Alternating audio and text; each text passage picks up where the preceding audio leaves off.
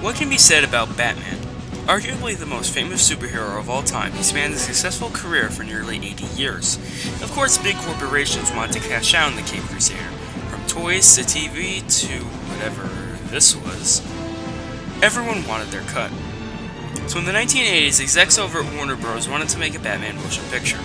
And while there had been serials and spin-offs before that, this was the first major movie. Originally it was going to be a comedy starring Bill Murray as Batman and Eddie Murphy as Robin. Thankfully, that didn't happen. Eventually, Tim Burton was brought on to direct, and the movie naturally took a darker tone.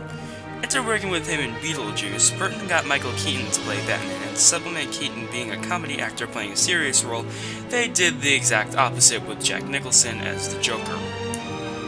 With an excellent cast consisting of Keaton, Nicholson, Kim Basinger, Billy D. Williams, and more, the movie naturally got attention. It gained over $400 million, making it the second highest grossing film of 1989. I thought it was pretty good.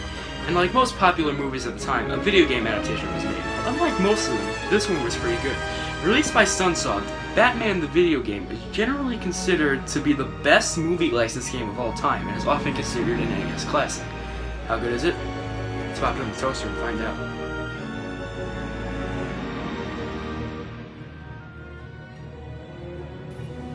Well, gameplay-wise, it's pretty straightforward. It plays like a side-scrolling beat-em-up, not unlike Ninja Gaiden or Castlevania. You have 4 attacks: punching, throwing batarang, shooting a gun, and throwing 3 ninja stars.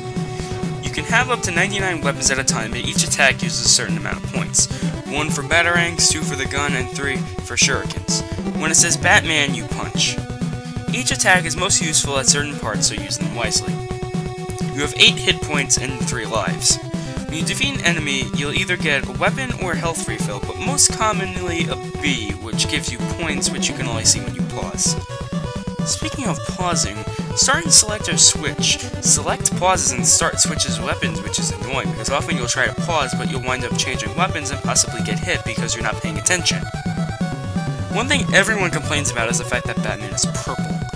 While it was to stand out against the backgrounds, there are hacks that make Batman black and gray and he looks just fine. The standard enemies are these guys, which look like April O'Neil, robot gorillas that shoot fire, a guy that shoots at you, a guy that walks around, and a small thing that moves along the ground. There are also one-off enemies like a ninja, an aerial gunner, sewer monsters, and some things that look like the tanks from the opening of Terminator. See the resemblance? The game is usually all about you. If you die, it's usually your fault. Very subtle presses of the A button will give you different jump heights. Combined with the wall jump, you need to avoid the various traps. And it's hard. This is often considered one of the hardest games of all time, but I think I can do just fine.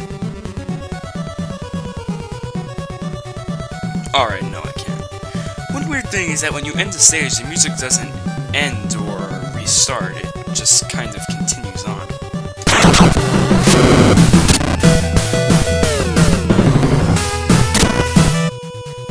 Interesting. Going through the game, it doesn't follow the movie that well. I've already mentioned the enemies, but just look at the first stage. I mean, I assume we're on the streets considering the theater sign in the background, but what's with the spacing between the letters? The first boss takes place in front of what looks like Gotham City Hall, which is a location from the movie, so I shouldn't complain that much. By the way, this boss is pretty easy. If you stand in the right spot, he can't hit you, and when he dives down, you can just punch him. You might get hit while you jump up to do the punch, but you'll probably be fine. Some of the level layout seems to take inspiration from other games. I mean, what does this remind you of? Yeah, they really ripped them off. Level 2-1 is at the chemical factory, which is at least a location from the movie. This is where you really need to learn to use the wall jump, and I didn't really that well. Also, there isn't that much post-hit invincibility.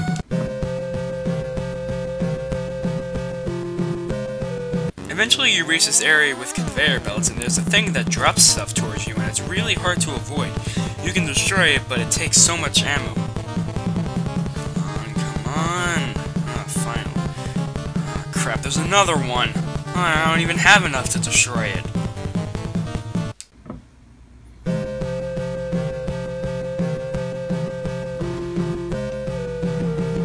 No, I don't need you. Look, one of the enemies kills themselves here. It's pretty funny. Well, the boss of the stage should be Jack Napier. It's instead this weird group of shooting things, which kind of looks like that boss from Mega Man 2. Does this game not think of original ideas? Stop ripping off Mega Man!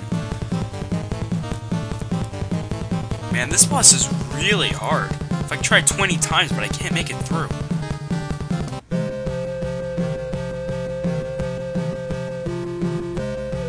Alright.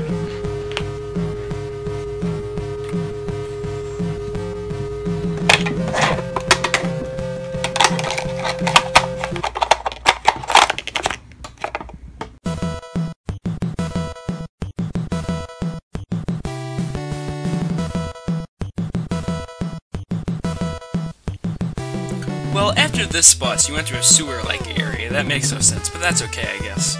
This isn't a maze, but it is. Everything looks the same, and it took me like 5 minutes to figure out how to escape.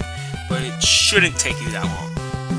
And now we're in a cave. Okay, that's not even relevant to the story. The entire movie takes place within Gotham, and there definitely is not a cave there. The boss of the stage isn't that bad, but the cutscene after it follows the movie. It's the Joker in the art museum.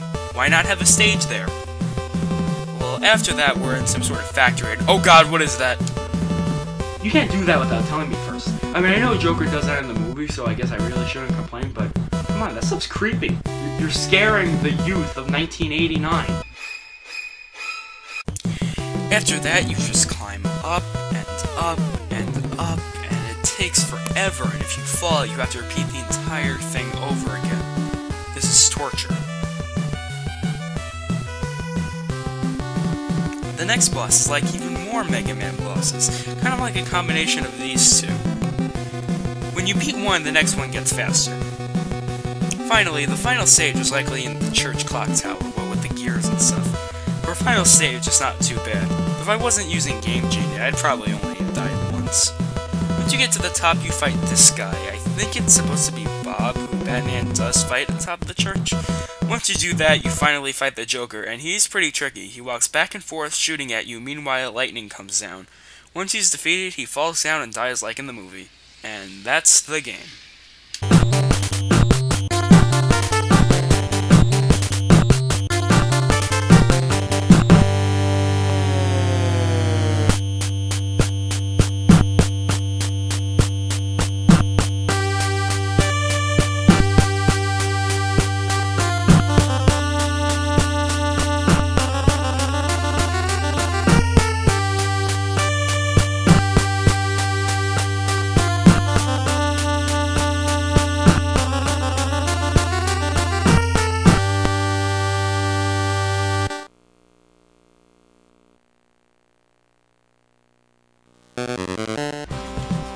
Alright. Overall, the game is really good, but as I've stated before, really hard. With enough practice, I could get through the game, but I needed to record this quickly. The gameplay is fun, the music is epic, and the cutscenes look good, even if the Joker's skin is green. I would recommend this game to Batman fans and platformer fans alike. There's the right amount of challenge that anyone can get used to, except for the bosses, those are bad. I'm giving this game a 9 out of 10. Get it if you can, but be prepared for the difficulty spike. I'm Batman.